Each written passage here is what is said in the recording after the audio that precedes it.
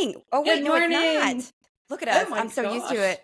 We're I doing it midday know. again. Things are Th- things are changing. Things are changing, but it's good morning, good afternoon. It's all the same. So, good morning. Yeah. How have you been? I'm doing well, keeping busy, loving life, and trying to, work through the 104-degree heat. So, yes, Ooh, we got the getting last there. month left, and then we're hitting some cool spots, we hope. Oh, yes, absolutely, and no pun intended. Well, last you and I chatted, and I know that I had a great conversation with Iggy last week, and so that was so much fun. But Good. last time you and I got to have the pleasure of doing this together, we sort of ended it with the promise kind of going into dreams just a little bit. Yes. We recognize that they are a part of the metaphysical world Mhm. in a lot Absolutely. of ways. But they're also, they're kind of different, right? Like if you were to remote view, Mhm. you couldn't, or maybe I'm wrong, help me understand. If you went and tried to remote view, you wouldn't access the same world as a dreamscape. Not necessarily. You could on some levels, but they are different. The information comes from more than two different places usually. And there's a how do I say this? If I were to remote view, I would say that we sort of step into the astral, right? Yes, absolutely. But Absolutely through the remote view. Yes. and we step into the astral though almost like in shamanic teaching, the middle world, the Yes. world Well, that is. the world that is, the world that we live in, and the world that we kind of thrive through. And I say this thrive through because again, we have to live it. So we are very fully engaged in the middle world. Yes. Yes. And then I would argue that maybe a dreamscape is almost like a pocket of consciousness that has creative tendencies that you can snap your fingers and suddenly a pizza's right there. Oh, absolutely. Where There's many that things you isn't. could do in Dreamscape. Yes. Yeah. And so I almost went to, it's almost like if there was a middle world, but you were the miniature god of it, so to speak, a Oh, I lot like of that that. job. Sign me up. Right. Well, a lot of people do sleep a lot, right? That's true. But okay. So, and this topic I love, but I also am cautious about because people, there's a lot of omens that people feel are in dreams. And sometimes it is that, and sometimes it's not. Right. Sometimes it's just stress. Yeah. Stress doing stressful things. Yeah. What would you, what would, Well, oftentimes they help us to eliminate things that are really bothering us. When we're able to work through something that's stressful, it does oftentimes come out during a dream. Then we're able to kind of overcome it and find a different solution in the waking hours for it. So, dreams they have their purpose, they have their value. There are dreams that are just, again, to break up stress and monotony, and other dreams are a bit of the intuitive side. I hate to say it as omens and all of that, but they really are on some level. one of the most famous dreams in Mhm. literature would have been the dream of Cassandra, the princess of Yes, Troy, right? yes, And that is she true. dreamed of a baby that being born and running through the streets of Troy. And as he ran, everything was aflame. Whatever he Yes, touched turned to fire. right. Arguably, that was a very omen heavy dream. You bet. Oh my heavens. It would certainly be that. And again, we do recognize that omens and premonitions tend to come during a dreamlike state. So they do have a place in that part of our rest. When we are deep in the REM sleep, that's when we are least likely to involve ourselves on a more conscious effort, intuitive effort, and intellectual effort. Do you feel that there are, we talk about bloodlines, we talk about gifts a lot here. Mm-hmm. Do you find often that there are just certain bloodlines or it's almost like if someone's gifted or not, if they have the propensity, that they lean more almost like gifted they would be much more likely to receive metaphysical information in a dreamscape than say somebody who didn't believe in any, do you kind of see what I'm trying to ask? I'm sorry. I just see where you're heading with that question. Not and my it makes most sense. eloquent day. I'm right there with you. I think it's Monday again. Somehow it's Monday. Now, I do understand what you're saying, but I also want to say that we would think that to be the truth in the case. But really, anyone has the ability to go into that type of state of mind, whether you're intuitive or not. It's the intuitive side of the population that would tend to look at that dream as a message. It's the side that doesn't really rely on intuition, that's not sure what the metaphysical world is like, and may even be a little afraid of it. They are least likely to go and say, oh, well, I had a dream XYZ about this dream, and I think it's a premonition or an omen. So it's kind of a yes and no. You don't have to be intuitive to have very intuitive dreams. But if you are intuitive, you have a better understanding of what the dreams represent. Does that make sense? Yes. And if you have a dream about a wolf, you might intuit that it's a friend of yours, whereas somebody else might just say, well, I live in a wooded area and there's wolves everywhere. Right, exactly. Or you'll have another subset that'll say, I had this big scary wolf and I don't know if Little Red Riding Hood's involved or what's going on. And now what do you think about, real quick, random, sorry, ADD You're moment. fine. Hey, that's what this is about. Let's get real. I love it. So Jake and I watched the Netflix thing on the dog behaviors. It was mainly fun. It was so cute, but I thought that was so awesome when they were kind of going down the genealogy of how wolves wound up and all the larger, like the macro animals of the past. Mm-hmm. They said the two that survived were the wolves and the bears. They just got smaller. They just got smaller. I was like, oh, that's awesome. We made it. I love it. We made it. Oh my gosh. And here we are today. We look a little bit different, but here we are today. I wanted to tell you about that. I thought it was so cute. One topic that has always been interesting to me from a young age, and then, never did anything with it, but lucid dreaming. And I know a lot of people are very interested in this. They also are very interested in doing it. Yes. And, knowing how to do it is above my gnosis, honestly. But what are your thoughts on lucid dreams? How do some people have that and some people just don't? Well, there is a school of thought on lucid dreaming that it can be a hormonal response. They find that more teenage girls have lucid dreaming. It can also be something that starts during the teenage years. It can be driven by hormones. Believe it or not, it's a dream state during REM sleep that gets hyper reactive.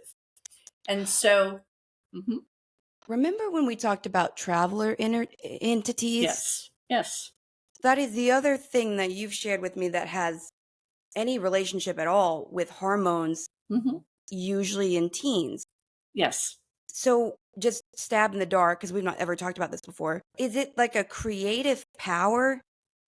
Like what? Like if you can take control of a dream and create in this metaphysical place, and it also it tracks energies that cannot create for themselves. Is that the thing?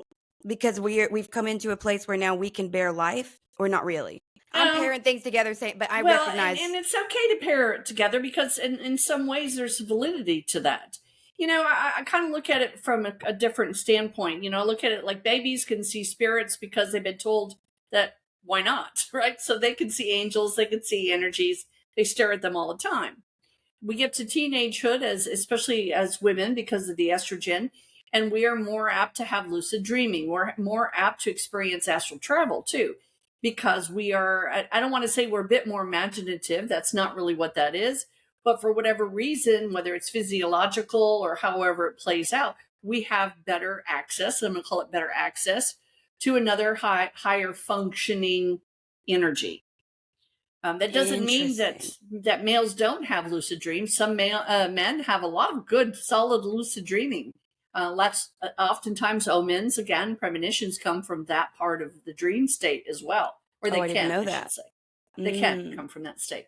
But I will also share with you, people have to keep in mind that lucid dreaming is not all what it's cracked up to be. Sometimes lucid dreaming is beautiful and it's like part of astral travel and you feel like you are, just a part of everything and you can hear everything and you can sense everything. And it's so much that you're awake that you can't imagine that you're still in bed. But I also know that and much like, anything in life, there's a flip side of the coin. And there are instances in that type of lucid dreaming where we get bad messages, we get menacing messages. We feel like we can't move. We feel like the paralysis of which is another type of dream state. We can incorporate that paralysis in the lucid dreaming. And now we're fully engaged, fully aware, but we can't move a muscle. And it can go sideways pretty quickly, especially if there's something that we deem as fearful or scary or menacing. I love our conversations because they just go everywhere. They do go everywhere. I love it. I have come to you, never of fear, frankly, but thanks to you, thanks to our training, I don't have any fear around it anymore. But the sleep paralysis thing kind of cropped up in my life around 24, 25. I don't remember it in childhood. If it was there, it was repressed. But back then, before I met you and before I knew, it was the most, and people write about this too, so it seems to be a shared experience. It is the most scary, and it truly feels dark. It feels not just like, oh, I can't move and I'm trapped, but that there's also something enjoying that, wanting that, promoting that. Right. Predatory, something predatory to it sometimes. Do you feel that, and obviously we know dark energies, they're not really that strong, so they're very opportunistic. Yes. The reality is. Right. Do you think that that's why that is because there's an energy that recognizes you're kind of stuck between the worlds, and so that makes you sort of out of power in both sides? And so then they just come and they're like, well, let me taunt this situation that I didn't do anything to create, which is hilarious to me. Well, and I'm going to agree with that. Now, I know that there'll be those out there in the community that will say, no, we're going to take it a step more deeply, step deeper, and go into, again, the psychological profile of lucid dreaming, because there's always going to be a scientific approach to it. But for us here as a metaphysicians, boy, that's a hard word to say twice, so I won't. We recognize that it is when we feel most vulnerable. I know for me personally, when I was going through a bout of lucid dreaming, it was when I was younger, but also during the time, through the hormonal stages, when you're getting ready to have your period, or, you're coming off from that there was a heightened state of connection in lucid dreaming. And they were never fun. It wasn't like I was having a blast with all these energies that were checking me out. It was, in fact, one of them very specifically would whisper in my ear, and I hated that. I don't like anything whispering in my ear. I always kind of keep it a little bit further away. And calling me such things as, we'll call it a beach just for all purposes. And I would hear that, and I would try to break out of it. But it, again, menacing in its own way, but also, a threat really tends to just be that. It's just something to gain power in recognition. Well, I will say the last 2 times it has happened, and I've shared a million times, I'm a believer in a higher entity. I'm a believer in things of that nature. Yes, but absolutely. I don't have a background with going to the Bible, going to church a ton. In all the times that I've experienced it, lucid dreaming, I don't know why, I just start speaking about God, I don't know why, and it is the fastest thing. It's almost like it responds to that. It's like, oh, why are you bringing that up? Whereas before, I have tried to just combat it and just been like, get out of my house. Like, you can't do anything. Not taunting, but maybe. And it takes a lot longer. I can still do it. Obviously, I still break out. But when I try to just logic through, I'm stronger than you, all these things, it feels like it takes a second. And lately, yes. Why is that just, No, it's curious, isn't it? Think about what we just said. And again, we're very non-denominational. We love you all. We don't care where your mindset is. As long as you don't harm anyone, we're good, and we're on board with your belief system. But it is curious, and I've noticed that too. It's kind of like, and I can speak for myself, that way I won't get, tomatoes thrown at the screen, right? That, I can say, okay, well, a brick and mortar to me isn't religion or God, and be poo-pooed by all of that. and then in the same breath be begging for God to come save me in an instant when I'm having those struggles. And what's very curious and very real is that it does seem to work better. Isn't that unique? It just does. It And is. the last time I did that, which was maybe a month ago, it wasn't too long ago, because Mm-hmm. it usually I get stuck. My paralysis Mm-hmm. is when I'm taking a nap, because it's almost like I know I Yes. shouldn't be, or I should be in the waking world, and then as I fall asleep in this Mm-hmm. weird, that's when it happens. So it kind of Right. scares me from trying to take naps, honestly. Never at night. I don't know why. Knock on wood. Isn't But that curious? But oftentimes we hear that lucid dreaming is during the day. It's during those cat naps. Makes you that's wonder. fascinating. I did It not know that. is. Well, so we'll just kind of put a pin on that, but I did think it was interesting. Like, I'll literally just say, you know, I mean, this makes me sound like this makes me feel like a fake religion, but like I'm covered in the blood of Jesus Christ. And you're just thinking, I don't even Absolutely. know that I know what that really means. But yet the thing that I feel like it's kind of like being taunting seems to. Yes. That's weird. I don't know. So And strange. again, we're not making light of any of these No. words, these verbiages, these sayings, these passages. We're really not. We're actually giving credence to it because I'll be darned, it Yes. does work. And It I'm does work. speaking of ignorance of it. You know what I mean? Yes. Like how I think it's fascinating because, intention's everything in a lot of ways, metaphysically. Yes. And Mhm. yet these words that I have no real connection to historically, why do they just crop to my head? So it's been interesting. That very, Well, and again, we're not going off in a religious sector here, but yeah. think of it from the perspectiveness. If we are theoretically of God and we are made in God's image, well, then that phrase itself should be a powerhouse. It's also coming from God, but from us if we're also built in Mm-hmm. the image. So it should be the most direct route to getting us out of a bad situation. Well, we've talked about in your book, I can't remember how specific in your book, but we've talked about it for sure on the podcast. Whenever that energy confronted you by the bread rack and tried to Oh yeah, coax you and that coax you was into a deal, right? very, very real. That was so scary. And you were awake for it. Yes. The reason I bring it up is because I've shared this with you privately. I feel that I've only ever had one offer of any nature at all, Mhm. but it was in a lucid dream state. Mhm. And nobody looked like they did, right? Because there was a character in my dream that it didn't really make Right. sense and Mhm. was a public figure. But the words that were offered to me were very not, very pointed and deal oriented and blah blah blah. So, but I wonder if that offer had to have happened in a lucid state, because my consent had to have been real for it to be a deal, correct? Right? To Like, be you a know what I mean? deal. That's exactly right. And I always remembered that. I mean, I remember that dream now. I remember most of the lucid dreams. So it's almost Mhm. like they go into a different part of your memory bank too. Mhm. Mhm. Oh, I How agree with that. interesting. Absolutely. And so again, it gives us, expands the conversation on a lucid dreaming and into the direction of, well, what I experienced, was that considered still a lucid dream?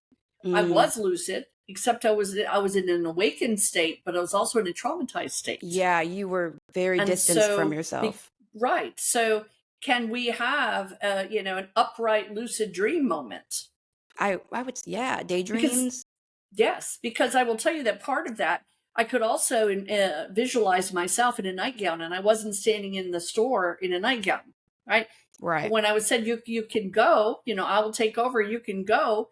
Well, we had a huge snowstorm, but I could visualize what that they were telling me, as if Mm-hmm. I was right there in that moment, that very surreal moment of, it wouldn't be cold, it wouldn't be anything. I would just disappear and be gone. Mm-hmm. How And weird. it was extremely weird. I'll never forget that. People wonder where we get, why we get to the place in our life where we do, where we can teach, this sort of thing, or have such just passion for it. Well, oftentimes it comes on the heels of experiences. And you've had your share of experiences, and I've had my share of experiences. So I will tell you, for those that don't really agree, or this doesn't jive with them, I'm perfectly fine with that reaction. But I also want to tell you, this is so normal and so real to someone who has had a lot of journeys of spirit. And, I mean, in defense of us also, the reality is we bring up the topics that hit or our life experiences that address these topics, but the majority of our life is quite normative. Maybe not Yes. you and I, because we do work with spirit a little bit more than maybe the average. But if we Yes. didn't, we'd live pretty mundane. We would have an experience of note maybe once a month, maybe once every 2 months. But it's just because of what we do, maybe it's a little bit more regular. So what you're saying is the average person doesn't get this type of communication every hour. So I that don't think doesn't happen. so, and I think, Wow. well, I think I mean, I'm going to be human too. It was very almost disappointing whenever I went into training with you, and I'm thinking, I'm going to have 5 best friends because they're going to be my guides and we're going to talk all the time, and I'm going to see the truth off of everybody, because and then you just Yes. realize, no, people convincingly lie to you all the time, like you miss stuff. Your guides are so frustrated because you don't listen, like it's still true. It's true. We don't step into such a new world. No, Um, but maybe we that's stop a true. little bit when we feel it. We recognize, oh, did something just enter the room? Like little things like that. Yes. And and that's well stated, because it is something. And I know there are plenty of people out there that wonder about this, because I get asked this all the time. If you hear things most regularly, and you can go around every day and you've got talking to your guide, talking to my guide, talking to grandma, talking to all these people, how do you cope? How do you get the voices out of your head? And I'm going to tell you what we have also found out, and Sterling, I think I could speak for you on this instance as well, is that we do have a shut off valve. It's not something that we do, like, okay, now we're shutting off the communication, and tomorrow morning at 8 a.m. we'll talk again. It's more of, okay, enough and move on, enough and move on. And we hear it, okay, enough and move on. So it is just something that's just naturally part of our existence and the way That we is look at an things. excellent point, because I will say that's such a good point, because if I have a lucid dream and I spend the rest of the day thinking about, or I'm sorry, paralysis, then I spend the rest of my day thinking about that paralytic situation, that's a different existence than what we choose to do. It's an altered state. It certainly is. And perhaps maybe that's what this all goes to. If we look at how remarkable the brain is, and we look at that we have not even studied, more than just a few percent of the brain's mass, its capabilities. Think how much further and how much we can stretch out into understanding and have Mm-hmm. as experiences, and just using a little bit of what we know to be used. I know that lucid dreams are real. I know that there's also, again, the speculation of what is reality, so we could go down that rabbit hole. Oh boy. But in the day to day, we recognize they are real. A Mm-hmm. lucid dream, whether it's menacing, whether it's memorable in a good, positive way, whatever it may be, lucid dreams do occur, do happen. They happen in a subset of people more so than others in a lot of ways. I've taught several dream classes, and I will tell you, I don't hear about lucid dreaming from as many men as women. Mm-hmm. Now, I can't just jump in with the speculation it's the estrogen that's driving force, but I do see, and it could be many, many, many different things. It may just be the way that we process information. We do, no matter what anyone wants to go in and say, we do have certain methodologies that are just a little bit different from those with testosterone Mm-hmm. versus estrogen. And if you want to go into the spiritual stuff, there's an argument to suggest that males are of the sun, of the masculine, of the material, Of the and material, the women masculine. are of the unseen and the felt, but the unknown, sort of that moon energy, right? That's If the right. men are the sun, the women are the moon, and the moons are that's sort of the hidden. That's right. That's the mysticism. Yeah, and so that would make sense, because we have there seems to be this duality guideline in the matrix that we live in now, and it does have women are much better at intuitive things, men are much better at putting a thought form into the future and then kind of moving people out of the way if they're so driven. They have more control of moving things in the physical world. In the physical world. And I agree with that. And there'll be those of you, and I'm perfectly fine on the other side of this podcast, that will disagree. And I just say, let's disagree. That's perfectly fine. Agree to disagree. And that's another reason why I'm so grateful that there are such things as other lives, past lives, because we don't want to have all the fun, right? We don't want to, have all the fun. So I know in many lifetimes I've come back as male so that I can hang out with the sun as well and learn from that side of experiences. And I feel quite certain, as again in limited form. Obviously, I can't run back and check your past life, 100% guarantee. But I can almost guarantee. Let me rephrase that: that you probably have come back learning other things. So you've probably been male, you've probably been female, or if you were here as male, you've probably been able to go the gamut of understanding and experiences. So lucid dreams is just a little bit, it's just like a little nugget that we can have in the I don't want to say in the awakening world necessarily, but in the sleep rest cycles. There was one word from my training that I remember. I just wanted to touch on this. How would you define and this is your phrase, I've never heard it before you, but what would you say that a dream weaver is? And I love the Dreamweavers. A Dreamweaver, and I'll tell you, maybe I became a Dreamweaver, maybe I coined the phrase. I have actually seen it elsewhere. I meditated one day to get more information about it. And I do, and I've said this periodically, and I truly mean it. I try to keep myself out of the books, keep myself out of information, because when I get something, I want it to be authentic. I don't want to be something I read on page 38 of the last 45 books I've read. So I do keep myself in a very ignorant state, and I'm happy to say that. Okay, I'm not going. Which is hysterical, because you're the most knowing individual in my life. Well, you're very kind, and I appreciate any compliment I can get. Trust me. But it's so true. But I recognize that my best information comes when I come from a pure source, where I get it from what we call source, whether that be God, universe, guides, whomever, but through my team. And a Dreamweaver is someone that could go in and methodically clean up a dream, can change dreams. We try not to intervene or intercept other people's dreams. We have to be careful of that, because there's free will that we're kind of, teeter-tottering on. But as a Dreamweaver, if I'm having a nightmare, I had so many nightmares growing up. Dear God, I spent most of my early age screaming. So I had to learn a different coping style, if nothing else. And so I learned early on, and then I kind of professed it into a term as an adult, that by dream weaving, I could go in the dream if I was being chased, which is very common in trauma, being chased, being victimized, being hurt, being set apart.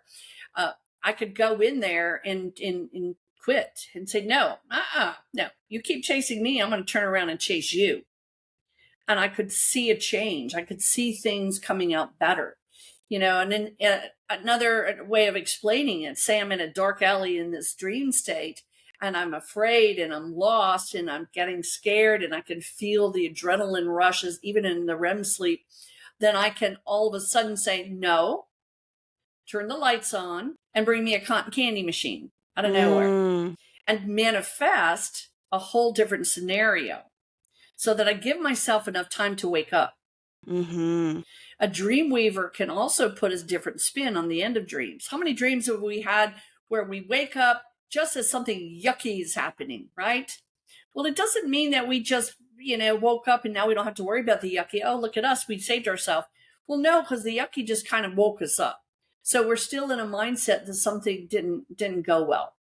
So I've taught myself to go into a light meditative state of sleep, go back into that dream state, and correct it, modify it, change the program. And I've had one recently where, I love the water, but I'm not a strong swimmer. And I was on this big ship, and the waves started getting a little chaotic, and I was afraid I was going to fall. So it was very, very upsetting to me. Topsy-turviness, out of control, right? And that's one thing I don't like to be, is out of control. No, so I literally said, because I felt that was coming up from this dream, because you've heard the alarm go off, your 5-minute warning. I have a kitchen timer, so I get a 5-minute warning, like, get your butt up kind of thing. But I'm like, no, change it now. And that's what I'll say. I'm very straightforward. I don't mix words. Let's change it up. And okay, it's very calm and beautiful. Oh, bring a seagull. There's a seagull. Oh, I love seagulls. Look at that. Oh, hear the seagull. Oh, there it is. Okay, it's time to get up now. That's dream weaving. Now, we also dream weave into other people's dreams. And I do that sometimes, and I do that. And sometimes I do it more than I want to admit. Because I've had several people over the past several years, probably, when I say several, I'm saying probably 100 or more, that have said, Terri, why did you come into my dream last night? You came and visited me. Why did I have a dream about you last night? I haven't seen you in 2 years and I had a dream about you. And curiously enough, I remember sitting with someone and talking and doing a reading in my sleep. And Brian says that. Yeah, Brian says, you talk all night long. You're doing work. You're busy. And I literally feel it, because when I get up, to go pee, and as you get older, you'll see that that's a plural, many times. It changes the whole nature of sleeping. That I will literally say, excuse me, I need to go to the restroom. I'll come back. That's hilarious. And I go and I come back and go back into whatever it is I'm doing. And I've had people say, you came to my dream and you told me it was going to be okay. And so the things I was worried about, so thank you. And I'll be like, oh, you're welcome. I'm thinking, was that you? I didn't know that was you. I just knew it was somebody. I usually don't know who it is, but I can kind of feel their vibe later. Like I'll know someone's going to reach out to me, and it's usually the person that's had the dream. Well, a couple of things just populated real quick, so I'll run through them real fast, because one of them I just want to tell you, because I think it's funny and we like pizza. We love pizza. The only time, so it was right after our class about dreams 3-4 years ago, whenever that was. I can't believe how fast time is going. I know. And I had a dream. It wasn't really bad, nor was it scary, but there was this weird moment where I'd ordered this pizza. I think people are around, and I'm a little bit miserly, so I'm like, I paid for this pizza. You want this pizza? And then it fell on the ground, face down, like top down. Mm-hmm. And it must have just been because we just had that class or something. And I thought, no. And I don't remember if I woke up and did it, or if I just kind of reset right to the point before it happened. Yep. And I saved the pizza. And I thought, oh my gosh. But that's the only time I remember since then. It works. And it does work. It does work. I do that too, yes. Especially with pizza. The other thing I thought, and maybe it was because, spirit is an amazing thing, and it prepares, my guides help me out. But in a weird way, last night, I had dreams that I don't think their motif is important necessarily. Right. Or I think I already kind of understand what they were. So I'm not sitting here thinking this is an omen. But I felt so bad for Jake, but I woke up 3, if not 2 for sure, 3 maybe, like sobbing. Just very crying. And then, but no, like I just kind of had to come down from that, and then I would fall back asleep, and then it would sort of happen again. So I think I'm just kind of maybe in a little bit stressed out. Plus yesterday I had the longest day ever and very little sleep. That will do it too. But the reason I mention it is not to say, oh, this is a deep message and something's really wrong in my life and I need to change everything, because why would I wake up sobbing in my dreams? Whereas the thing I actually think could be true is I have a lot of energy, and you do too. We there's no way we don't, for us to have the control that we have in the topics of energy. Yes. So, when there is emotional activity, I'm not surprised that I wasn't able to keep it just in the dreamscape. Right. Just like you're maybe not capable, you have so much excess energy when you sleep, you seek out ways that you can help in an unconscious fashion. Yes. So, there's really dramatic dream experiences that still may not really have an omen-like mystical message, so much as you might just have a lot of energy or a lot of pent-up energy. Yes. Oh, absolutely. 100% on board with that. Not every dream is going to give you this just, gobsmacking notion of change, or notion of, oh gosh, look at this. This is a new creation or new beginning. Sometimes you're just you're expelling stress. You're getting rid of emotions. You're just kind of grounding yourself. The tears, you're right, to contain that into a dream state. Sometimes it's just not. When you have big, big dreams and big tears and big energy, you have to let it release. It's not always going to be an omen. It's not always going to be a premonition. Sometimes we just go into a dream and we just have a rough night of just draining and getting rid of the yuck, letting it pass through us. And so, yes, I love the directions we can go with dreams, because it can be so intense and so, mind altering and, so much about the spirit world. Or we could simply recognize on some level, in some format, dream states can be just about healing from an ordinary human experience. And, I started calling it kind of the washer dryer dreams. I love that. Where it's like, and I feel, when people ask me, what did my dream mean? I can count on one hand, maybe, when I felt led to say that there was some deep thing there. Yeah. And that's not a lot, considering how sure that these people are and so if I'm wrong, I'm sorry, but I get the message very quickly that was a washer dryer. Yes.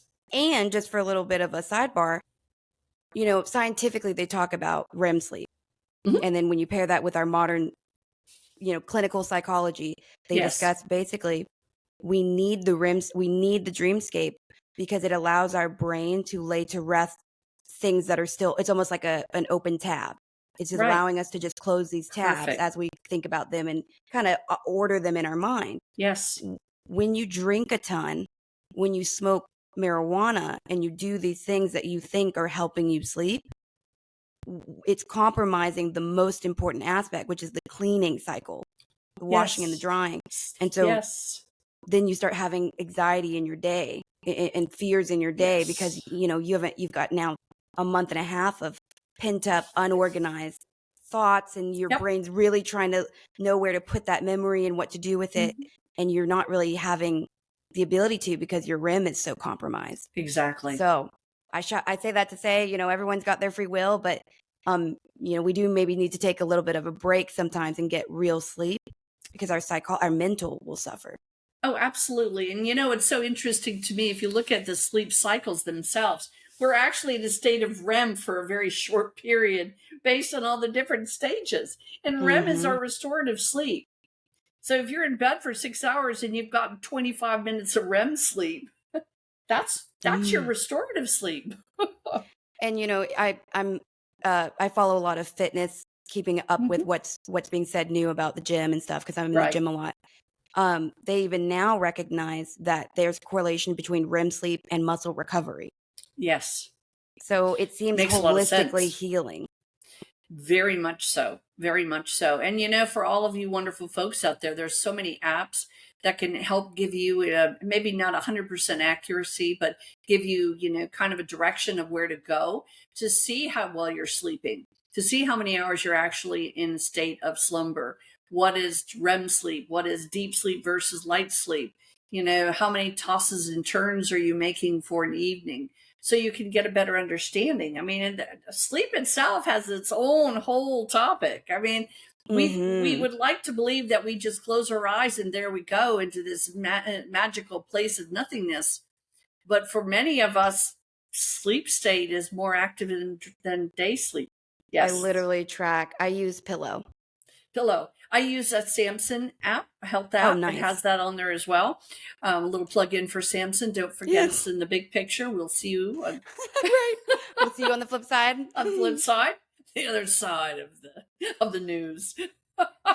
Figure we put the plugs out now, and eventually someone will go, "I heard that." Yes. But it is important, and not even in a metaphysical way. And that's true. There's just so much. We could spend days and days and weeks just taking, the development of sleep and the development of the studies around sleep, taking the metaphysical and pulling it out of the physiological side of it, all of the scientific ways versus the spiritual ways. And we could have a heyday. We could make an entire podcast just on, sleep versus, The two people that don't sleep at all having a podcast about sleep. I know, It'd be isn't it amazing. crazy? I know. We're Oh both my hardcore gosh. insomniatics. It's a problem. It's so funny, and it's so true. I did the other day. Busy, and if you have a busy day, sometimes it is hard to shut down that busy day into the evening. And and I do a lot of work at night. I don't know who I really help, obviously, because I'm not leaving my bed, but I'm talking a lot, right? But it was funny because when I was teasing earlier about getting up and saying, "Excuse me, I'm going to the restroom. I'll be back." I did that the other night, and as I'm coming back to the restroom, I'm still in this little state of, just a little stupor there. And I was like, oh, maybe that's not appropriate. Maybe I should not say that I'm going to the restroom. Maybe I should just excuse myself for a minute. Okay, get yourself together. You've got to go talk to them again.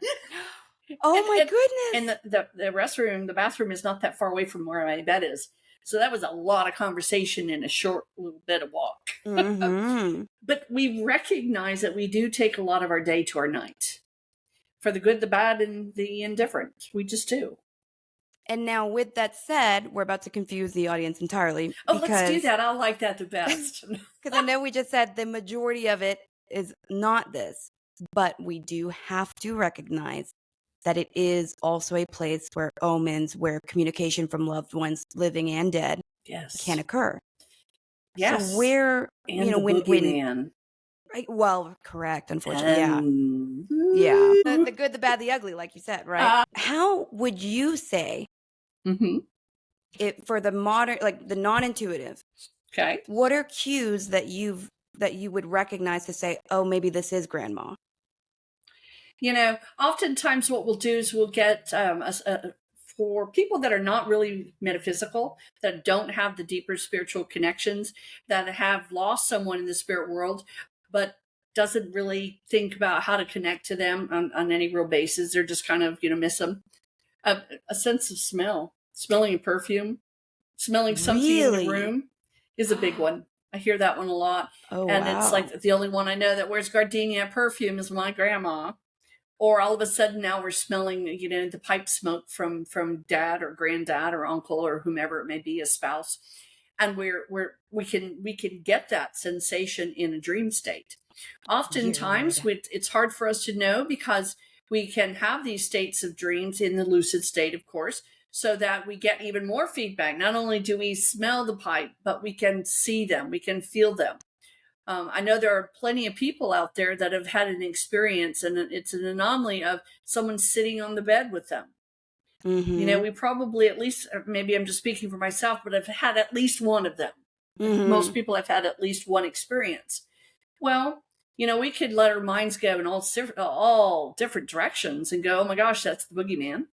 Or we can go a little further and allow it to occur and then see where it takes us. Maybe then next is the smell of the pipe or the smell of the perfume. Or we do tend to see more full body apparitions in dream state. Mm-hmm. Because again, we're in their world more than they're in ours. That's exactly right. That's it's exactly easier right. to do for them. And so we do see that there are people that have never really had that experience, that has actually been what opened their eyes and created the curiosity between the now and the spiritual side of now. So it's very curious, but we do have loved ones that pop in. We know that they come to us because it is a restful state. Typically, we're ready and quiet and still. It's not hectic and frenzy. We're not trying to get the kids off to school or trying to get dinner made or go to work. So we're in a state of more awareness. But we're also in a state of slumber, which makes it a little bit kind of balanced between the subconscious mind and the conscious mind. Mm-hmm. And so oftentimes our loved ones will visit us in that state of being. Well, and I was just reminded as you were talking, it kind of got airdropped in my head, how often you can't discern it. No. So like you have a dream, it's grandma, she's saying how much she loves you, how proud she is of you. You've never dreamed of your grandma ever. And then 2 days later, she passes. Yes. So, the reality is it's not like they come and they put a big banner that says, hey, this is important. Like they're doing their best. That's right. So that is the other thing I would say too is when you can remember something word for word. That's pretty rare for most people. That's pretty rare. It does happen. Sometimes there will be a message that needs to be given, and we do also see that happening. That's why I never got into the school of thought that, oh, you've got to wait at least 6 months to a year to talk to those on the other side. I've waited, an hour and had them come to me and go, hey, I need you to tell somebody something. Interesting. And so, again, it is really just about the frequency of energy. It's about how well they connect. If you're a heavy sleeper, they could be sitting in your bed going, hey, wake up, knowing that they couldn't wake you up for school when you were, when you were living in their house, when you were a child, and they're in the same boat now, right? So we do get a lot of visitations. Well, that makes me curious about something now, because I thought, well, I guess that's a different conversation maybe for another day, but about when they're not good at speaking in spirit right after they pass, right? So it seems like there's a 3 or 4 day window where they can they have this oomph of energy. They can kind of appear to the loved ones. Yes. But then is there not a time where they have to, like with my dad, like his mom had to come and help him communicate. Right. And so there is like a little bit of a time gap. What's your opinion on that? Well, I don't know if I'd call it a time gap, because we look at things as increments of time. We recognize in the spiritual realms, time is different. It doesn't go into the past, present, or future. It doesn't have, the clock ticking 60 seconds in a minute. We're not quite sure how it's created, but we recognize it's different. But we also know that usually those that have just recently crossed don't really know what to say, because all of a sudden someone that they've cherished and missed is now, going like this to them. And they're like, no, I'm not going. Because then they're making sense of the fact that they may no longer be in the living world. And so there is a little bit of that disconnect for a while. But sometimes in the disconnect, there's also an intensity. And an intensity can be, I had someone during my circle last night. I did a mediumship circle. And I had someone who was not even related to one of the people that was in attendance come in, because she knew she was good friends with this person's family member. And the message was, I just passed, but the paperwork you're looking for is upstairs. I put it in the closet. It's on the top shelf. You got to get this too. It was like going, tell my uncle, this, because his wife needs to know, And so it was kind of like handed through. It was kind of the baton, or as I call it, kind of the relay race, handing the baton. So we do see that there are some urgencies in the spirit world, especially in the early stages of basically of crossing, where they're more vocal, because there's a lot just to a heightened state of energy. But you're right. Oftentimes they come to you. And they're still kind of dazed and confused a little bit. And they do oftentimes come with a loved one that I call it coerce or convince, needs to come with them. Like, come on, let's go. We're going to go check it out. I don't know how to come back, so you're coming with me. And I do see that when I do mediumship work. So man, that's so interesting. When we'll have to dive into that soon. But back to smelling, remembering things word for word. Yes. There's almost kind of a thing, I would say, most of us wake up and, we remember parts of the dream maybe, but sometimes if you close your eyes and you think, was there a bolded out part? Right. If everything else is hazy and there's one part that it's almost like, because whoever's delivering the message, it's almost like they try to leave markers to remember that part. They do. That's exactly right. They're invested in you remembering it too, because they recognize there's a chance you won't. That's the nature of it. And they usually will give you information, little nuggets of information that will help you to associate that information to who it belongs to, who would have done that in the first place. And, along the same lines, again, the other side of that, and we're not going to delve too deep into, the boogeyman. That'll be a whole different class for that. And that might be around Halloween. Ooh, that'd be interesting. Let's do it. That could be fun. Maybe we'll interview Stephen on that one, or Stephen Taylor. Yes. He can talk about all the Halloween podcast. Yeah, oh boy, wouldn't that be interesting? We may have to do that, listeners. If you like that idea, you need to tell us. But that'd be interesting. But what I also see, and I see this not frequently, but often enough for me to remember to mention it to you. I have clients that'll sit in front of me and they'll be like, I think I have a succubus or an incubus. And those are just bad energies that are a little bit more sexual in nature. They kind of go after the men or the women, depending on which flavor they are. And it's just, that's a whole nother story too. But, and I'll say to these clients, what makes you think that's what it is? Well, it's so intense. It's right in my face. They don't try anything. It's not like they're groping me or anything, but they're right there and they're right in my face, and it can't be anything but. And I've literally said to someone, maybe it's grandma on a bad hair day. You don't know who you've got. You've got to be, ready to understand that it could be many different other things. But I do feel that there is a subset of people that want to feel they're being haunted. And they want to feel that it's the boogeyman. And they want to feel the adrenaline rush of now they have to conquer this. Mm-hmm. And so I suggested those people, and it may, could be percentage of them could be just what they're asking for, right? Mm-hmm. But oftentimes, when the loved one comes, it doesn't always mean that you're going to go like, oh, this is my kumbaya moment. I'm so happy, Grandma. I will see you in my wakening hours. Talk to you soon. But more of, wow, I just saw someone in my room and I think it's my loved one. It can be a little startling. Mm-hmm. And yeah, the funny thing is, none of this is perfect, right? Like, No. like grandma's doing her best. She's not trying to scare you. No. Now she set her granddaughter on a path of thinking that she's haunted. Like mistakes happen. This is not a precise art for either side of the veil, so to speak. No. And it's funny. I just got a vision in my own head. It just kind of trailed off as you were saying that for a second.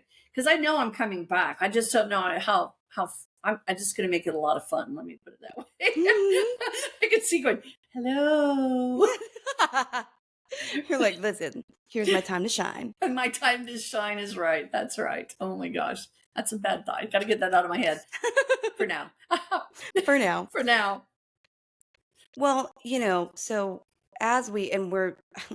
I know earlier we were kind of chatting before we started recording. We were like, we're going to cover all this, but this has turned into the best conversation. We always have a lot of fun because there's so much to talk about. I have had an experience recently where we've been talking about guides more. I've been getting more active with them because I just realized I was like, oh, I haven't really been working with them, and I should, because why would you not? I would, if you really know that your dreams are kind of acting out, and you don't, there's a time and place, right? Like if everyone could just drop everything and go to a therapist, that's ideal. But the reality is we don't always have that time or resources. No. So things might just be a little bit rough waters for a moment. Right. Dreams are going to get weird and all that. But the guides are also in that domain more than they are us. Yes. I have asked, hey, I really need to sleep tonight. Like, help me calm down before bed. Help me get to a place where maybe there's a chance of that. Yes. And I do think that helps. And if it doesn't, what's the harm in trying? Well, exactly. And I agree 100%. And I've been in those same state of minds. And I want to, along that same thought too, I want to add one little step here. When you do ask your guides, and I do that too. I have a perfect example. My car was acting up last night after I was leaving my class, and it's 9:30 at night. And one of my primary guides is Brutus. Car just got out of the shop. I was driving my husband's car, and we had just threw all these codes, and I'm like, ah! So I pull back into my safety zone, which is work, and all of a sudden I'm starting to compile all these thoughts, like, well, if I can't ever leave again, at least I'm at work. Like, really, I live like 10 miles down the road. I think I can walk there by morning, right? But we think we hyper think. Mm-hmm. And I was like, Brutus, you got to get me out of this. You got to get me out of here. What if Brian's son asleep? He just got back from work. Blah blah blah. Help me. And so I'm really just come on. I'm always talking to you. You got to listen to me. Make this happen. Oh, there's Brian on the phone. And all of a sudden, no more Brutus, because I got what I asked for. Right. So when you get what you asked for, and even the times you don't get what you asked for, show gratitude. Something's in the works. Maybe you need a lesson that's different than the one that's going to, accompany, your answer. But we recognize that if we ask with such, almost primal instinct, thank them. Say, hey, cool, you did it. I appreciate you. Because that's good for us. That's good value for us to give to the spirit world. Okay. Absolutely. And it's we recognize that the guides are there with us regardless, whether we're Yes. grateful to them or not, whether we believe in them or not. They're Yes. just there. And so there is something, I always think about this, where I think, of the 8 billion people on the earth, or whatever the number is nowadays, Mhm. 8, whatever. If I can be one of the ones that like can celebrate my team, I feel like, this is such a human thought, but it's like, that's got to be a luxury that most guides don't have, to be believed in, to be thanked, I like to be. agree. And so, I think that's kind of like a cool club that I can It allow my is. guides to be a part of, which That's is, right. oh yeah, we get pats on our back because Terri and Sterling believe in us. You know what I mean? Yes. Like, why wouldn't we try to give that to them? And I'm glad you said that too, because there are many times people misconstrue when we say they don't have egos, they still have feelings. They have Mm-hmm. they don't get their feelings hurt, but they still have they're still reacting to you and interacting with you on a more human basis, a more human level. So show gratitude, give them the high five that you can't feel on the other side. Let them know of the appreciation, because what you're really doing is you're allowing yourself to believe in something that's much more unique than maybe some other people would see. Okay. Mm-hmm. So, yes, absolutely. Thank you, team. Man, that's awesome. And it makes me feel, just makes me feel like, okay, things are gonna be okay because at least they're there. Oh, I know I yes. can be a basket case, but they probably aren't. Yeah, I know. That's what I felt last night. I try to be a fairly put together person, but I'm very Yes. intense energy as well. And so I'm like, oh no. And it's like, and then it was funny because I'm sitting there, and I did have a ride coming in 40 minutes. It takes a little time to get up, get changed, and because he was exhausted. And so my guide, I Brutus, said, "Don't you have a lot of text messages you need to go through?" And I'm like, That's so funny. Wow. Okay. And so I answered my Wow. text. I did. For the next 40 minutes, I answered about 30 of them, and I thought, cool.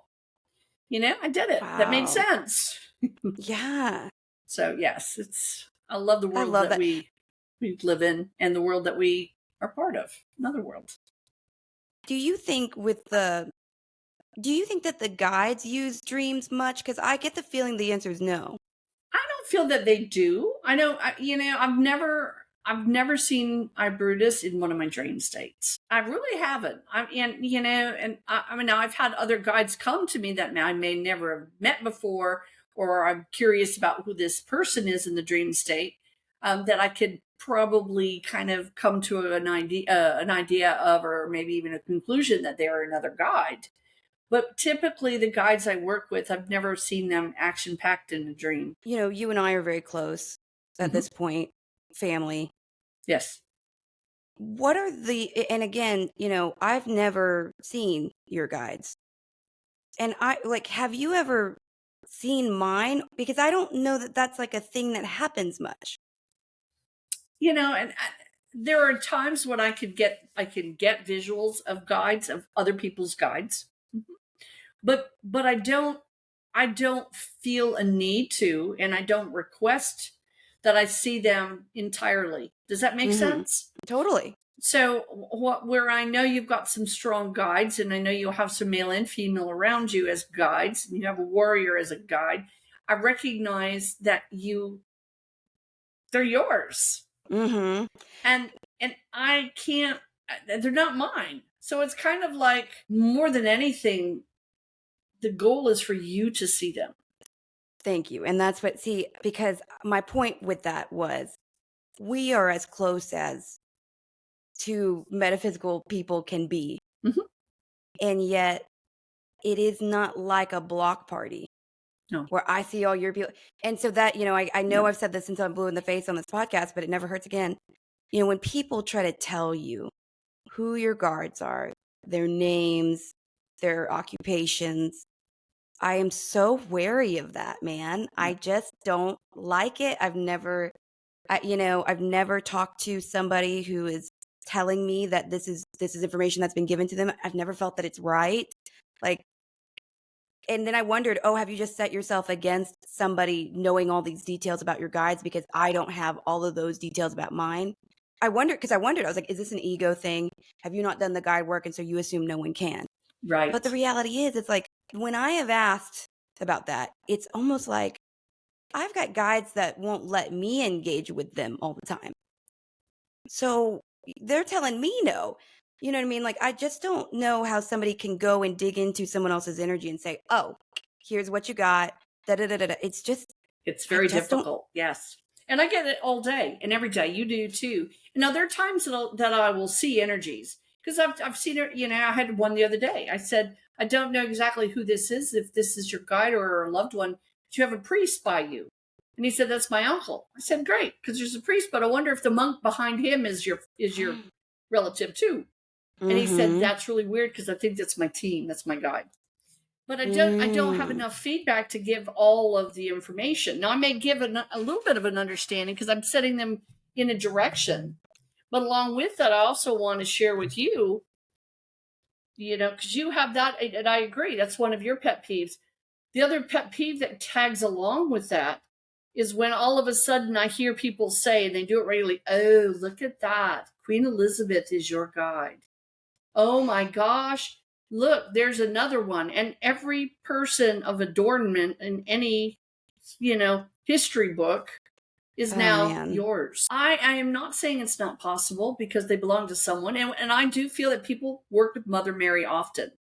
And there are times I work with Mother Mary, but I don't feel that everybody has a designer label guide. That's hilarious. I I've just, never heard that in my life, but that is I I'm just going heard to it use myself. that. That's why I said it. Oh my God, that's so funny. Yeah, no, it's not. I mean, yeah. And so, with that said, and with the guide work, right? Because we recognize we have them, thank goodness. But, you know, I don't know that they're the most, they don't need to be like, no, look at me, know what I am. I think they'd be really happy if you just would listen to them. Right. You just would pay Which attention is to what they're harder trying than, to help you with. Right. yeah, like they would much be happier if we didn't Yep. date the person we dated when they told us not to than if we know what they're wearing. Yes. So I try to Yes. remember that for myself as well. And again, I'm not saying that the heavy hitters don't work with us. No, that's very important because I've seen Michael around several people. I've seen them work with them. I've seen angels just in abundance. But what I want to say, and I've heard it so many times, either people in past lives they'll make you think, oh my God, you know how many people you were? You were all the heavy hitters. Well, you're not always going to be the heavy hitter. You're going to be the person that walks the ducks, which is me. And I'm happy to be the person that walks the ducks because they're kind of cute. And I probably had leprosy too. I mean, let's go after it all full force, right?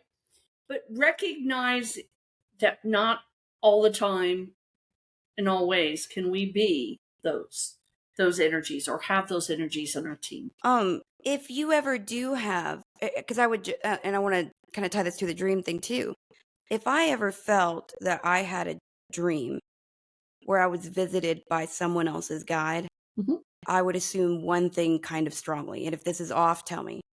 I would assume that that person that they are sort of custodial with is needing something important. Yep. Because I do not think that they do that. No, they wouldn't. They're going to get help. Right. Because it's not enough. Something's wrong. Nope.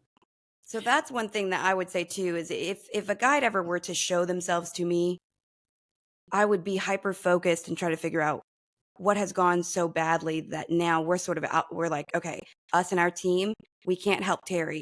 Come try to get her to see right. Exactly. Don't let her make this choice. Don't let her, whatever. You know what I mean?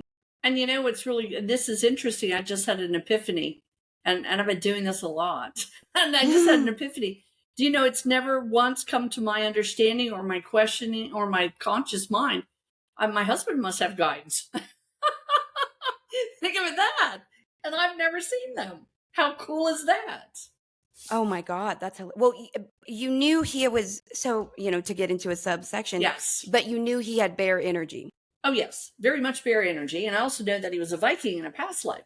But as far as his team, that's so funny. And again, it's very interesting because as much as I love that man, I didn't feel that it was really my business to go digging into his guides.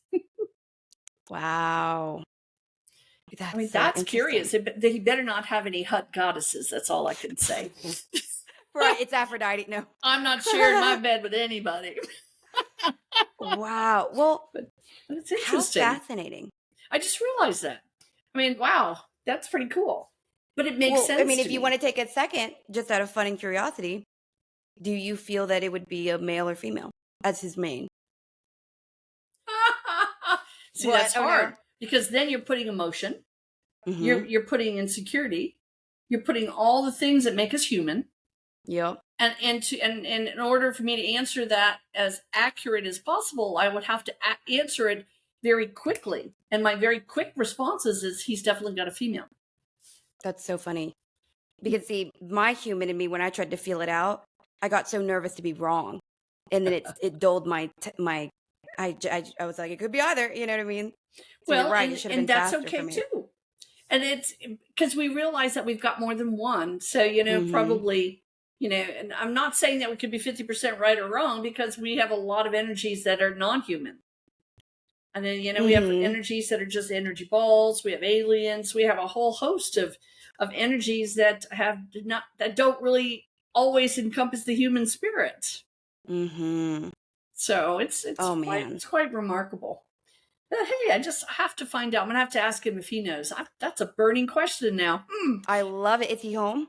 He is. He's taking a nap. Oh. We work opposite hours, and then when he's home, he's let's sleeping. get in that dream. No, I'm just kidding. I know, that's right. Good luck in the dream. That's right. We gotta figure it out. You know, that's what I could do. I could go ahead and gently sit on the bottom of the bed.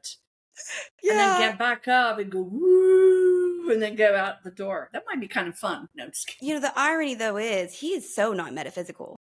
Like he isn't, but he's also very intuitive. Very, but I mean to say, like, if he's working on something, he's not going to say, "Oh, my guides should help me." No, typically no. You know what I mean? Energy. No. And so that is very funny though, because you know that doesn't preclude him from having them. And you know, what about your son? He doesn't outwardly talk to his guides like I do, but he knows he has them and he communicates. And he's got a team that's a little bit different than what I would want. Yes, I agree. It's almost like he's got this is my gut that I've felt sometimes. He has very litigious, rule-oriented, we're going to help you not get in trouble because you're going to do this stuff anyway. Feels like a dominion of sorts. It's just... What do you mean? I just feel like there is just a very big contrast between what I see as my team and his team.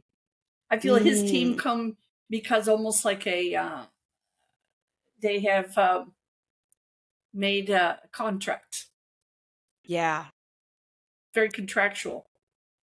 Well, some of those contracts were created relatively recently. Yes. So there's you know, there's that as well. Yes. You know, but with everyone knowing and wanting it, Taylor included. Yes. Oh, absolutely. Absolutely. And you know, I'm a very how do I put it? I'm a mom. And so as a mom, I'm like, I don't know if I like all your guides, you know, after we've had conversations, but the flip side of that, I also believe that, you know, that I don't have all the answers, especially the closer it gets to me, the fuzzier it can be, because then I put in the human emotions. Absolutely. And so I make no judgment. I figure that people will take on who they need to as guides. And if someone believes that they have Bob Hope as their primary, then Bob Hope it is. You know, I'm not going to go tell them no. And would you say that you and I have similar guide systems? Yeah, that's what, because he's a very unique individual. The guide systems have a tendency to be relatively similar. Yes. Well, you know, it's interesting because speaking of my son, I've connected at times through channeling into his team. And I'm like, yeah, I'm not afraid of them. I just wouldn't invite them to my house. You know? So fun. The irony being they're there a lot, obviously. They're already there. Exactly. Yeah. That's exactly right. Wow. But I'm not afraid, you know, and that's the thing that's truly, you know, are there things in this lifetime, in this world, that we should be afraid of? Well, certainly. I mean, that's just being, you know, realistic. But being afraid of things that we don't understand, or being afraid of most everything in the metaphysical world, is really not necessary. We're going to see things that don't make sense. Yes. We're going to see things that don't necessarily agree with the belief system. Yes.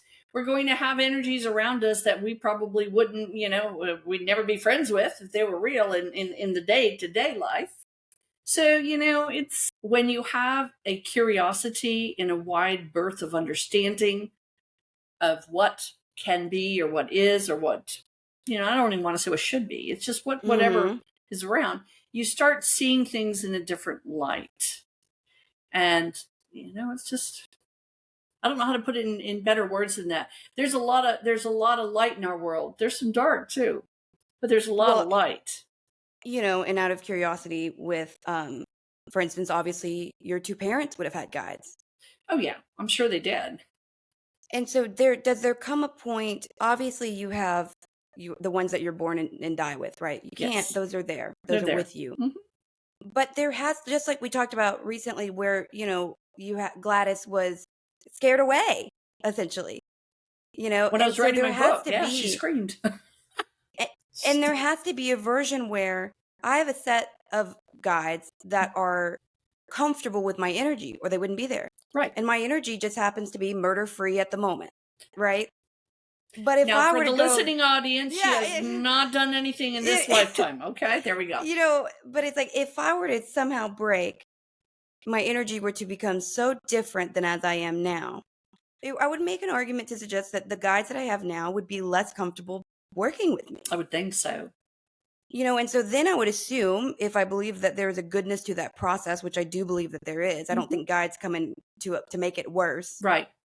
But I think I would wind up with a guide system that was darker in its understanding, darker in why would I break and go do something so horrendous, and how not judge me for it, but understand how to try to get me back into whatever my agenda was for this world, right? Because if I decided I want to go murder and experience that lifetime and become the villain, well, then there wouldn't be a reason to guide me away from that. That would be my original agenda. Exactly. And I agree with that. And so with that same type of thought, my parents probably had guides that were working on their behalf to help them to achieve the darkness. Because again, it's free will. And if we have guides of the light, we could very easily, based on what we want, because it's free will, have guides of the darkness. And okay, so now that makes me curious, because I do have a faith system that our original, the ones that stay with us, our permanent ones, that they are intending for us to, evolve, right? So then, is there a point where I wonder, was there ever a point in, like, say, your father's timeline where the guides just knew that there would be a dormancy of their activity? There's no one was going to listen, for sure. Oh, absolutely. But when somebody starts to break back into the good, do you think they now's our window? We may not get done what we need to do, but we're going to try to remind him to be human, remind him to be of love. And or is that just not? I agree with that. That is another way of explaining it. I do agree with that. I have a different way of explaining it that I understand. And the way I understand it is, think of each lifetime as it's a dress rehearsal. You've got to play. You're in the middle of the play, and the play is just playing out. It's who you are in the life. And yes, sometimes you're going to forget your lines. Sometimes you're going to have someone stray in, stray away. So if every lifetime is just a play that's being enforced, then you can see where there would be more neutrality as well, right? Because it is just a play. In a lot of ways, it's kind of the illusion of life, right? That these are to help you to see. We're progressing through the good. We're progressing through the bad. Maybe some souls say, I don't really need to know about that. That I don't want that kind of play. I want all the plays of Snow White and the Seven Dwarfs. Don't give me Freddy Krueger's, because that's not what I need. And so, is there a potential for there to be guides that just kind of sit back and kind of watch things play out? Well, if it's scripted and everyone is taking part in a play, you're more apt to do something theoretically that would be, not acceptable in a different conscious state. So I don't want to make it as light as that, because that's kind of just a easy Well, way out. no, I mean, I definitely understand exactly what you mean. Good. Absolutely, because but I do recognize, but I'm so glad. I mean, that's fascinating because I agree. The sad part to me is as soon as you said that, it's so funny because we can know our lines. The odds of that are very low, but we could. Yes. But you're still having to act with other people. So if they Yes. mess up their lines, Yes. we still have to act with that, in the same play. And so there's so much free will, even Yes. when we say, oh, it's a predestined, we're here, there's an agenda, but it's like the guides might just be trying to remind us our lines and we still might mess up the play. And then maybe we have to do that play again. Right. Because maybe there is a version of like, all right, you got to at least get 70% of the lines right. Well, exactly. Well, Like, what's the. Right. Well, otherwise, we're going to have to redo this play. Yeah. And and again, I have to be realistic. Because of my upbringing, being very, very different. I guess we will put it mildly. I have a different way of looking at things. Because if I look at it from the state of horror that a lot of people look at it as, then I probably wouldn't have healed. I probably would be, homeless and shooting something up my arm. But realistically, I was able to see it as this is just an experience of life, and it wasn't good. I didn't want it, and I didn't want it for anybody else to have to succumb to it. But if you look at it like you are in the midst of a play, now I'm not saying the responsibility is not there. I mean, we are here in a real life situation. Killing people is a bad deal, okay, and I recognize it. I don't take that frivolously. But in hindsight, when I look at it through what I feel, I look at it as I surrendered to an experience that was very unhealthy. I was part of it. I'm not a victim, but I was in the regards of kind of stayed there. That was what I had to do. And so I don't look at it as my tragedy. I look at it as the observer in this really pathetic play. Really. Well, and art plays, what do they call it? They're split up into, chapters. Yes. And so there is a reality of, okay, well, if this is the chapter that needs to occur for all of the healing and the help in all of the other chapters, because your play is about healing.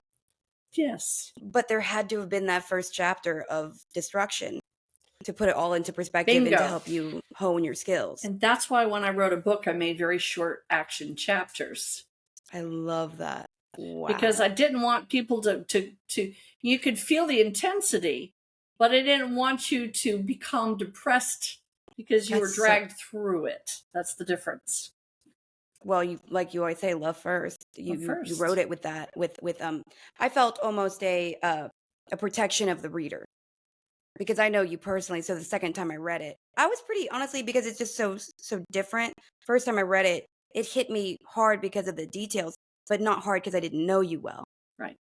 And the second time I read it, I could easily, now that we've had so many conversations over wine and I've dug into that because I'm curious, I recognized, oh my gosh, you really are guiding them through the story, but being very protective of them. Yes.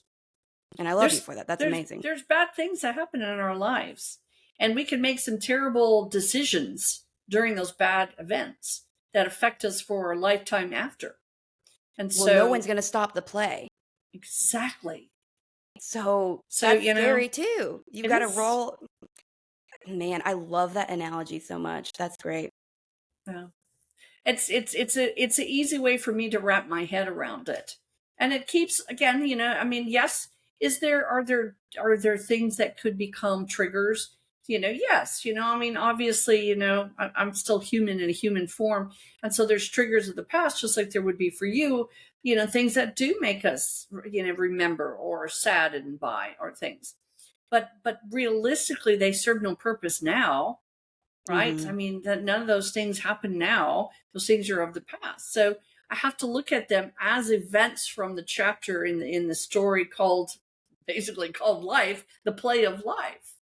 And so I keep them in perspective and also at arm's length. Well, and I think there's something too, because if you can keep those chapters in perspective of them being chapters, the relief that I felt from my past as I continue to get older is really, I just find ways to forgive my bad behavior during those chapters. Yes. because I recognize like, oh my gosh, and I'm very self-critical. So as I keep growing, I'm like, oh yeah, you would have had issues with honesty. You would have had a desire to hide and conceal who you are. You don't have to look back on your school years and think, why were you always like that? Right. Because that was a question until maturity says, oh yeah, it's okay. You weren't crazy. You weren't Exactly. super weird. You're a little bit weird, but it's and that's really the only way that you should go and look at those chapters is to look and see like you weren't so bad. You did the best, maybe. You did the best you can. And we may not be able to go and rewrite the chapters. We may not be able to go back and make everything better. The band-aids come much later. But even something, and I won't go into detail, but you gave me an analogy that really affected me the other day about a trip to the airport. And it really Yeah. bothered me to a large degree. It surprised me how much it bothered me, actually. And so what I did, I went into meditation. So now that anytime I see that, and I've probably done that about half a dozen times, I see that scenario of that trip. And I'm not shy about it. So and because I want to say it out loud because I think there are people who deal with this Okay, stuff. good. I'd like for you to do that. Yes, I'm glad. Absolutely. So I'm adopted, and my parents were very punitive and they were very tit for tat, and everything that you had need to be paid for. Right. And so one of the payments that was existing at a very young age, I don't know why they thought this would work. But if my room wasn't clean, or if I hadn't cleaned up the play area, my dad's old office, or if I hid something and said I didn't, so anything, and all of this is below 3 because we moved to Colorado after that, so I know the time frame. I have a pretty good memory. But they would make me pack a bag, and they would tell me that they were taking me back to China. I'm adopted from there, and my parents were in the airline industry, so we were always at the airport dropping my mom off. I mean, so there was an awareness of where I was going. There was an awareness that that I would not see my family again because I'd messed up so badly that I couldn't live here anymore. And then the reason it came up the other day was because you and I were talking about doing international travel. And I said, I don't know if it's this. My ego wants it to not be. My ego wants to say, oh, I've managed that. I've mastered that. But the reality is maybe I haven't. There might be some anxiety of, oh, if I leave, will I be able to come back? Well, and you know what? I had to turn that into, and I'm glad that I'm glad that you didn't really get the effects of this. Well, maybe you should have. But so every time I got that vision in my head, which I found disturbing, I took you for ice cream instead. So you've had plenty of helpings of ice cream. I've had so much ice cream. I mean, really, we've gotten in the car so many times figuratively over that experience, and went and got ice cream and came back because I just found that, and that is, again, that's a very punitive, very difficult thing to put aside.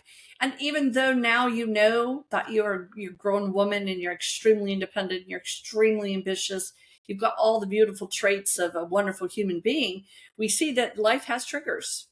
Mm-hmm. And that does happen. When we say we keep them at arm's length, we do, because there are triggers.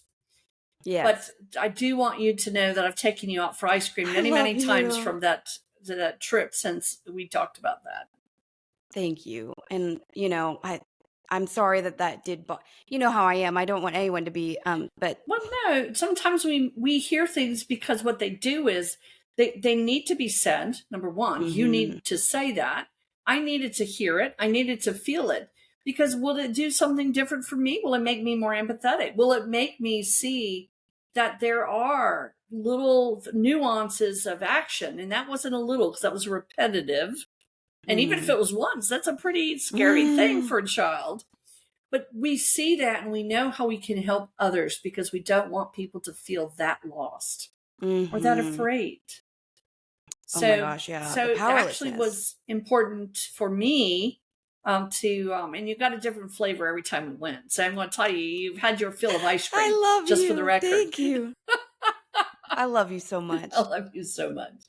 And so, again, what we said, we never know what will tweak us, what will trigger reactions.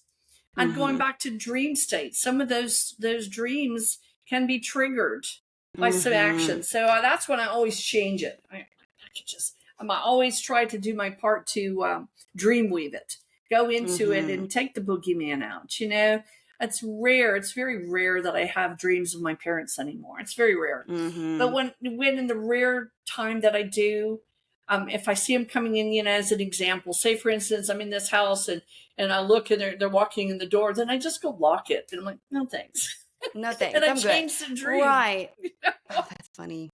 And it's becoming very, very much what I do. So it's a lot easier for me to change a bad dream to a good dream. Yeah, I should have. I need to remember that because last night was just dream heavy. It was so much. Uh-oh. But I just think I need more sleep. Well, So that will that's do probably it part of too. You need your deep REM, even though you're active with dreams. Yeah. Well, my know, dear, we've gotten close. I wanted to say real fast. I wanted to ask you, and I always want to be able to give you your evening to yourself too. That's why I You're just so realized sweet. we go hard in the paint so fast. Well, we're gonna go pick up our car again. I was telling my husband no. Brian. I said I feel like we need to exchange greeting cards with this shop because we've been there. We've got 3 vehicles, that my car, his car, and our son's car that seems to be kind of under our tutelage. Oh my goodness. And so we're always there, it seems like. And so we were just there the day before yesterday and back again. So we're going to exchange greeting cards this year. Lord have mercy. Well, I mean, that's a good relationship to develop, though. You bet it is. That's exactly right. I have one question on behalf of my friend Jake because he, we recognize this is kind of new, the thought of all of these things, but he collects art. I love it. Yes. And he feels very strongly about it. And he started collecting work from Urte because of a woman who passed across the street from him. And and he kind of just wants to know if she's proud of what he's grown. He kind of wants to know, does she approve of what he's done with that? I don't know anything about her other than I think her name is Alice or Allison. I get the impression that she's very pleased. She's a little surprised because she felt that she didn't make that big of a impression to people. She felt that she wasn't that known, that thought of.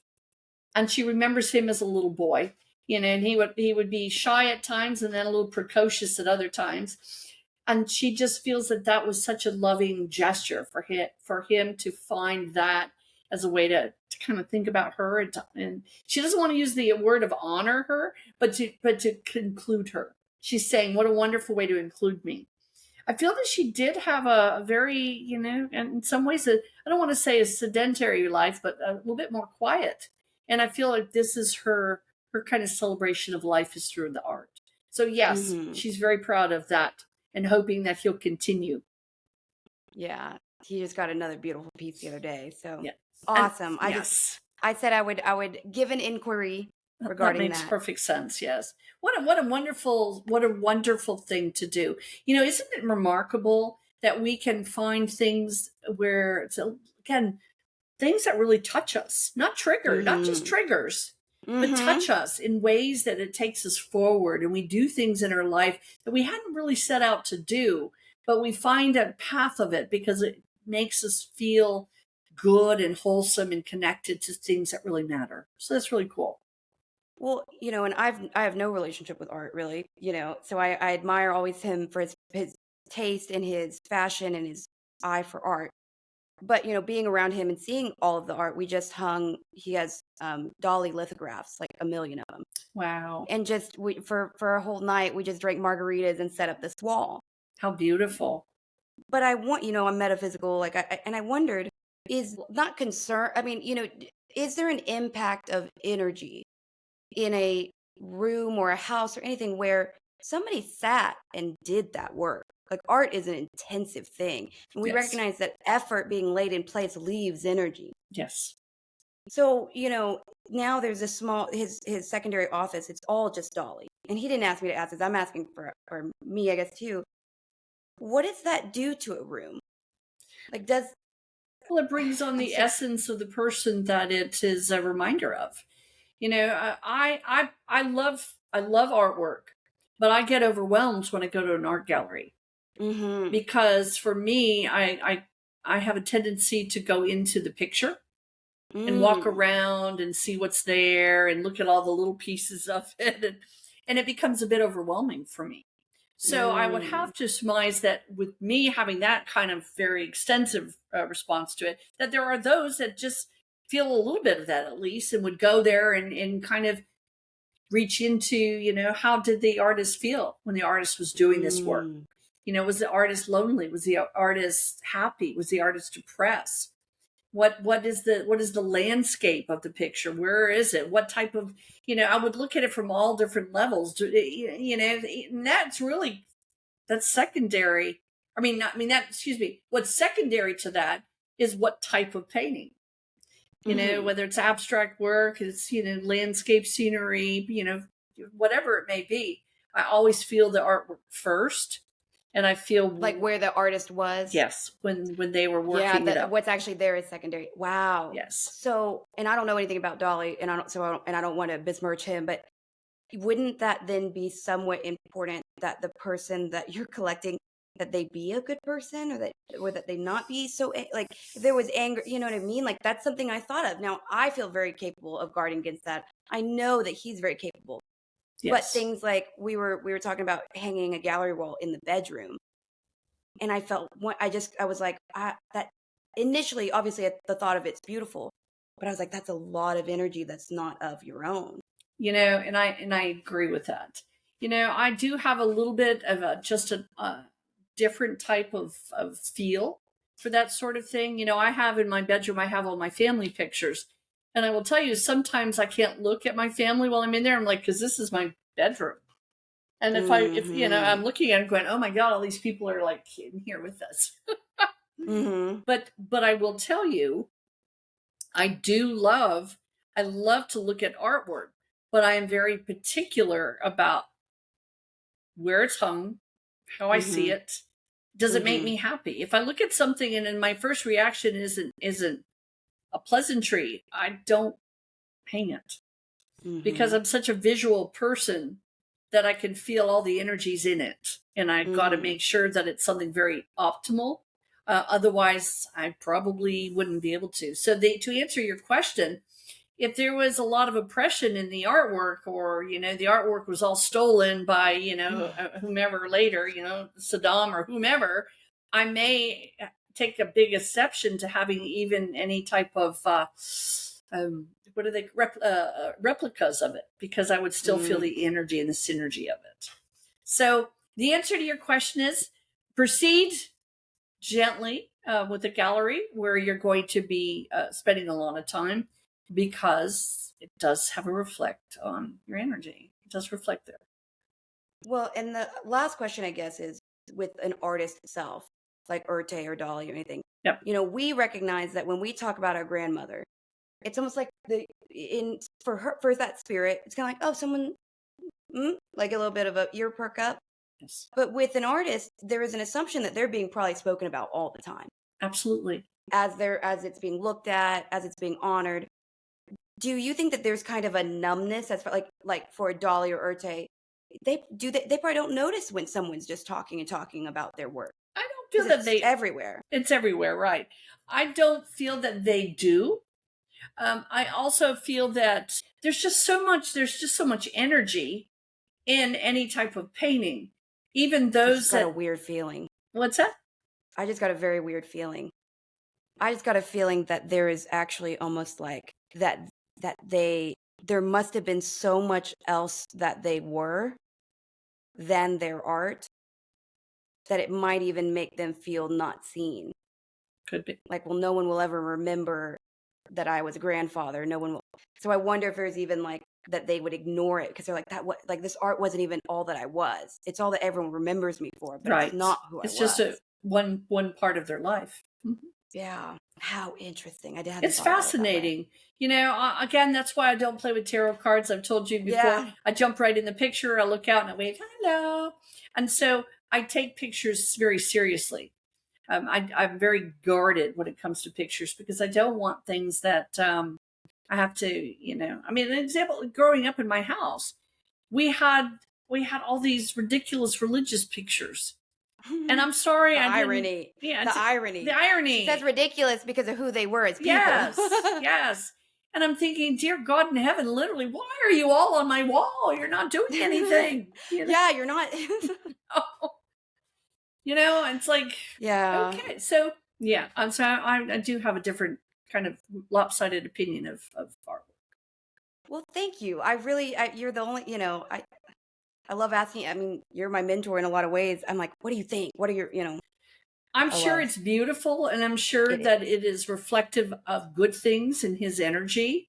I don't see any darkness in his energy, so you're not going to be, plastering on the walls, artwork from, various, crimes of humanity, Right. there. Right.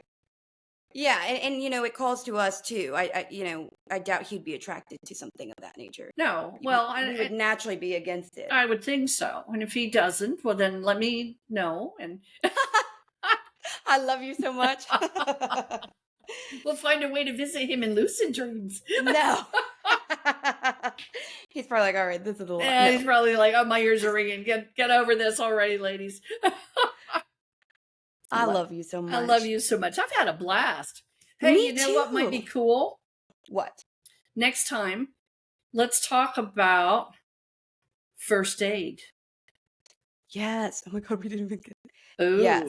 Now, we won't tell the listeners what that means. It's not Band-Aids, or is No. it? Ooh. Different kind of Band-Aid. I love you. I love you. I love Next, you. We're going to talk first aid. Yes. Oh, next yes. time. Let's see where that takes us. And until next time, Terri, I love you to the moon and back. Thank you so much for being here with me always. Oh, I love what we do. And listeners and those out there that are, wake up. Come on, wake up. You got to hear this part. If you've got a question, if you've got a comment, please let us know. We want to know you exist, right? So reach out, say hey, say hi. And even if it's a personal question about loved ones, about jobs, yes. Give us the opportunity to sort of be of benefit because you guys Absolutely take your time to listen to us. And it's, yes, it's broadcasted, but the bottom line is we're not going to give him your phone number, your social security number, and your full name. We're not in the city you live in. We're not doing that. Well, maybe if you're not nice. And the fun part about energy is we don't really need your name. That's right. We don't need your name. So you can use a fake name. We'll still be able to connect with you. Yes, do that. That would be great. Then we can go, I think this isn't the real name. I know, God. It'd be weird. They say this, but the name's Ollie. Yeah. Imagine that. That's strange. Anyways, I don't know why I said that. That was interesting. Love you. Love you. Talk soon. Bye-bye. Bye-bye.